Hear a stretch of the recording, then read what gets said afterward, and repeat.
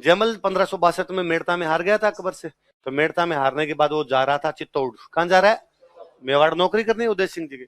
रास्ते में जंगल के अंदर उसको एक भील सेनापति था, उसने घेर लिया, मल्लू भील। क्या नाम था? और वो अपने वो 30-35 कमांडर लिए हुए, अपने सैनिक लिए हुए साथ में घूम रहा था मल्लू भील। और उसने ये देखा जयमल रिये को 30-50 आदमी जा रहे थे, और उसने कहा हथियार नहीं चलेगा, सबके सबको मार देंगे वरना। तो जयमल का जो सैनिक थे उन्होंने जयमल से पूछा, अठ है कि बठ है? अठ है या बठ है? यहां जंगल में मल्लू भील से लड़ना है या चित्तौड़ जाके अकबर से लड़ना है? जयमल ने कहा बठ है। और सबने हथियार रख दिए, फटाफट सबने हथियार रखे। उस मल्लू भील को कहा हथियार उठा ले, और जयमल और उसके सैनिक चल पड़े। उस मल्लू भील ने कहा रुको रुको यार, रुको एक बार रुको, तुम हथियार ले जाओ यार भले, और मैं तुम्हें कुछ ही नहीं कहूंगा। तुमने ये बात क्या की थी? ये बात बताओ यार, आपस में क्या बात हुई? जयमल ने कहा छोड़ यार, तेरे को हथियार चाहिए, हथियार ले, रवाना हो यहां से। उसने कहा ना ना यार, मैं भाई हो यार तुम मेरे, तुम यार बात बता जाओ, हथियार ले जाओ तुम्हारे वापस। तुमने क्या कहा? इसने कुछ पूछा, तूने रिप्लाई किया, वरना यार तुम हमारे बराबर हो, अच्छे खासे हट्टे कट्टे दिखते हो, लड़ाई वाले दिखते हो। यदि तुम लड़ते तो चांस हो सकता था तुम हमें मार के हमारे हथियार और ले जाते, पर तुम नहीं लड़े और चुपचाप हथियार छोड़ दिया यार, कायरों की तरह उठ के चल पड़े। पर तुम कायर भी नहीं हो, तुम्हें देख के ये भी नहीं तक तुम डर गए हमसे। तो तुम ना तो डरे ना लड़े, हथियार छोड़ दिए, चल पड़े, कारण क्या है और बात क्या हुई? तो जयमल ने कहा इसने मेरे से पूछा गया अठ है कि बठ है, यहां लड़ना है या वहां लड़ना है? मतलब इन भीलों से यहां पे लड़ना है हथियारों को बचाने के लिए, या वहां जाके चित्तौड़ की रक्षा के लिए अकबर से लड़ना है? तो मैंने कहा वहां लड़ना है, क्योंकि हमें तुमसे लड़के एनर्जी वेस्ट नहीं करनी। यहाँ जंगल में तुमको लड़के मार भी देंगे, जंगल में मोर नाचा किसने देखा? वहां साहब लड़ेंगे ना अकबर से चित्तौड़ जाके, शताब्दियों तक याद किए जाएंगे कि चित्तौड़ की रक्षा जयमल और पत्ता ने की थी, मेरा नाम आएगा उसके अंदर। तो तुमसे नहीं लड़ना।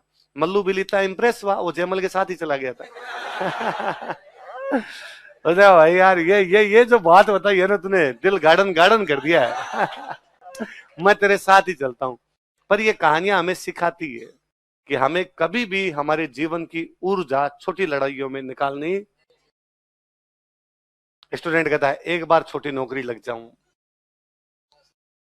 उसके बाद मैं RSI इसी तरह कर लूंगा। मैंने आज तक ऐसे लोग नहीं देखे जो एक बार छोटी नौकरी लगे फिर RSIS बने। आप कहोगे नहीं सर वो बन गए थे, वो बन गए थे। यदि आप गिना सकते हो नाम, इसका मतलब वो गिनने लायक ही है। मतलब आज दिन तक ऐसे 5-7-10 लोग हैं जो इस प्रकार बने, बाकी ज्यादातर लोग वही है जो डायरेक्ट तैयारी की डायरेक्ट बने। अपवाद अलग चीज होती है, अपवादों को आप मत गिनिए। इसके अलावा ज्यादातर जो लोग हैं जो छोटी लड़ाइयों में कभी भी फंसे नहीं। मैं देखता हूँ स्टूडेंट यहाँ पर इस बात के, अरे ओ अठे के बठे। है ना? कई बार स्टूडेंट जो होता है इस बात के लिए क्लास में लड़ लेता है, ये मेरी सीट पे बैठ गया था, मैंने पहले रजिस्टर रख दिया था, ये बाद में आ गया था सर। यहाँ और आप छोटे छोटे टाबर तो जब से आने लगे हो तब से हम ऐसी पंचायतें और करने लगे कि किसी ने क्लास में किसी की थप्पड़ मार दिया, है ना, आपस में कॉलर पकड़ ली, लड़के लड़कियां आपस में लड़ लिए, लड़कियां लड़कियां आपस के अंदर लड़ ली, वहां पंचायती हो रही है पूरी तरीके से, हम बेटे बेटे पंचायती करवा रहे, इसने क्या कहा सर, इसने ये कह दिया था मेरे को। हमें लगता है यार क्या टाबरों जैसी छोटी छोटी बातें हैं, पर फिर हमें लगता है तुम तो टाबर ही हो। गलती यह है कि तुम्हारे घर वालों ने जल्दी भेज दिया तुम्हें इधर, पर अब भेज दिया तो कोई बात नहीं, अब अपने को ध्यान रखना है, हमें हमारी एनर्जी कभी भी छोटी लड़ाइयों में निकालनी अटैक।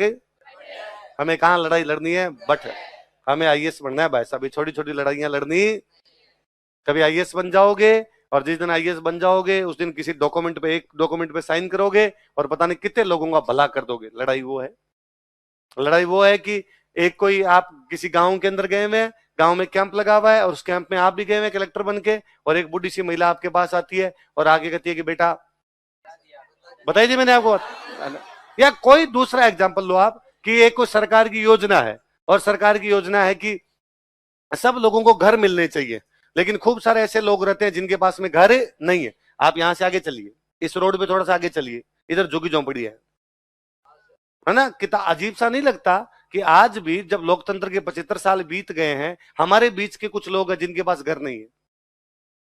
क्यों घर नहीं है उनके पास? आप उनसे जाके पूछोगे यार जब सरकार सबके घर बना रही है प्रधानमंत्री आवास योजना में, तुम्हारे पास घर क्यों नहीं है? और लाओ तुम्हारा राशन कार्ड दो मैं घर बनवा दूंगा, तो वो कहेंगे हमारे पास राशन कार्ड नहीं है। हमारे पास क्या नहीं है? वो चलो यार राशन कार्ड बनवाते, तुम आधार दे दो, वो कहेंगे हमारे पास आधार नहीं है। इसका मतलब अभी तक देश के नागरिक ही नहीं है।